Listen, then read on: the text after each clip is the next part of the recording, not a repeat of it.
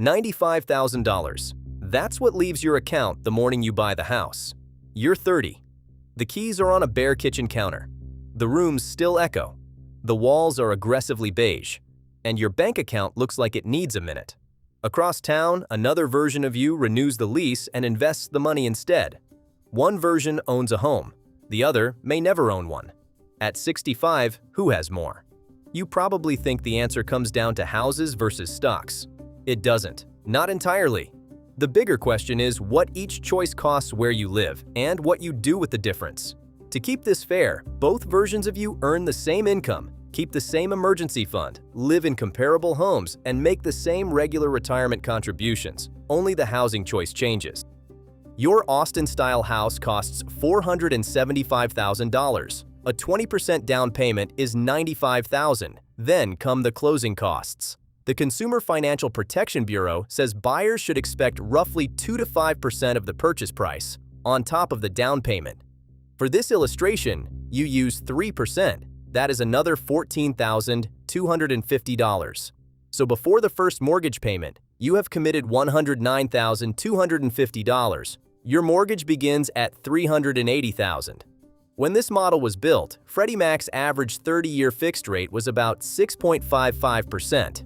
That makes your principal and interest payment roughly $2,414 a month. But here's the part people miss. In the first payment, about $2,074 is interest. Only around $340 reduces the loan. You are building equity, just very slowly at first, and the mortgage is not the full cost. You still have property tax, insurance, and maintenance. Your comparable rent is $1,700. So the renter starts with a big advantage: the avoided down payment, the avoided purchase costs, and a lower monthly housing bill. But that advantage only exists if the money gets invested. 5 years later, the renter is ahead. Under the central Austin assumptions, the renter has about $283,000. The owner has roughly $162,000 of net housing wealth. Then the market drops. You open the investment app before breakfast. The number is down. A lot. You refresh it, just in case the market would like to apologize. It does not. Your house may also be worth less. But unlike the market, it does not send a push notification at 7:12 in the morning. That emotional difference matters. The renter has to keep investing when the account feels broken, and the homeowner has to keep paying when the house feels expensive.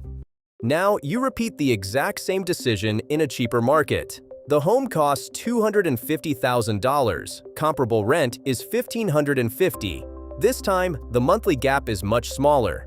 At 5 years, the renter may still be slightly ahead because the buyer has absorbed the transaction costs. Around year 10, the paths cross. By 65, the Pittsburgh-style homeowner reaches roughly $967,000. The disciplined renter reaches around $555,000. Same person, same investing discipline, same mortgage structure, different price relative to rent, different winner. That is why rent or buy is the wrong question. The better question is rent or buy at this price in this city for this long. At 45, the air conditioner dies. Friday afternoon, middle of summer, because apparently HVAC systems understand drama. A common rule of thumb says to reserve around 1% of the home's value every year for maintenance. On a $475,000 house, that is $4,750 a year. It sounds wonderfully predictable. Your house has not read the rule. You may spend almost nothing for 18 months. Then the roof, plumbing, or cooling system asks for $8,000 before lunch. The renter avoids that repair directly. But renting has its own risks. The landlord can raise the rent, refuse to renew, or take 3 weeks to fix something you would have handled in a day. Ownership gives you control and surprise bills. Renting gives you flexibility and less control. Then the insurance renewal arrives.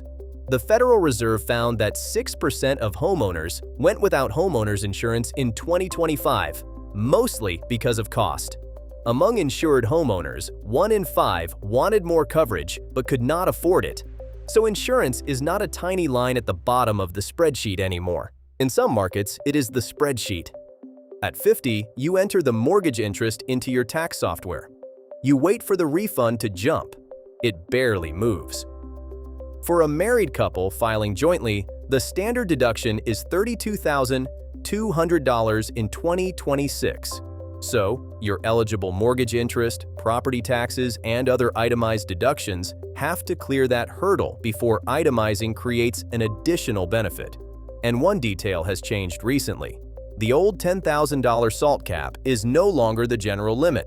For 2026, the limit is $40,400 for most joint filers, with a reduction for very high incomes. So yes, homeownership may create a tax benefit, but you calculate it by comparing total eligible itemized deductions with the standard deduction, not by multiplying every mortgage interest payment by your tax rate and calling the answer savings. That is not analysis. It is optimism with a calculator. The homeowner may receive another tax advantage when selling. Current federal rules can exclude up to $250,000 of qualifying gain or up to $500,000 for many married couples filing jointly. But the exclusion applies to gain, not the sale price, not the mortgage balance, and not every sale automatically qualifies. At 55, the renter path splits into 3 versions. The first invests every dollar of the monthly savings, the second invests half, the third invests the original upfront money, but spends every monthly difference. Not in one dramatic mistake. It just dissolves into life. A nicer car, more takeout, better vacations, a small nation-state of subscriptions. Under the central Austin-style assumptions, the fully disciplined renter reaches roughly $3.1 million by 65. The homeowner reaches about $1.3 million, but the renter who spends the monthly difference finishes behind the homeowner. Same lease, same financial opportunity, different behavior. Renting wasn't the risk. Spending the difference was. At 60, the owner makes mortgage payment number 360, done. That is a real victory. The renter's payment does not disappear. If $1,700 grows at an illustrative 3% a year for 35 years, it becomes roughly $4,784 a month. That is not a forecast. Rent will not rise in a perfectly smooth line, but the retirement exposure is real. The homeowner still pays property tax, insurance, and maintenance. Mortgage-free does not mean housing cost-free. It means one very large cost is gone. At 65, you compare 4 things: total wealth, liquid investments, home equity after selling costs and taxes, and the housing bill that continues into retirement. In Austin, the disciplined renter ends with more wealth and more liquidity. The homeowner ends with a paid-off property and much lower exposure to future rent. In Pittsburgh, the homeowner ends ahead, so the final answer is not always rent, and it is not always buy. A cheap lease does not create wealth. Investing the difference can. A mortgage does not guarantee wealth. Buying at a favorable price and staying long enough can. Here's what you do this week. First, calculate 1 year of unrecoverable ownership costs. Add mortgage interest, property tax, insurance, maintenance, HOA charges, and buying and selling costs. Keep principal separate because principal becomes equity. Second, compare similar homes. A 1-bedroom apartment and a detached 3-bedroom house are not financial substitutes. If ownership buys more space, control, stability, or a better location, that may be worth paying for. Just do not call every extra dollar an investment. Third, test your renter behavior for 90 days. Calculate the monthly amount renting would save you. Set up the automatic transfer now. If it survives real life for 3 months, your plan has evidence behind it. If it immediately becomes takeout and weekend travel, your spreadsheet has discovered a behavioral assumption wearing a fake mustache.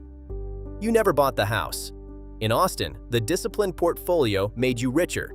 In Pittsburgh, the house did. And in both versions, the label, renter or owner, mattered less than the price you paid, the years you stayed, and what you did afterward. If this video helped you see the rent versus buy decision differently, hit like and subscribe. These videos take a lot of research, math, and production to make, and your support genuinely helps. And if you think having 0 debt automatically means a great credit score, watch this other video. You can own nothing and still end up with a worse score. See you in the next video. Signing off, Harry.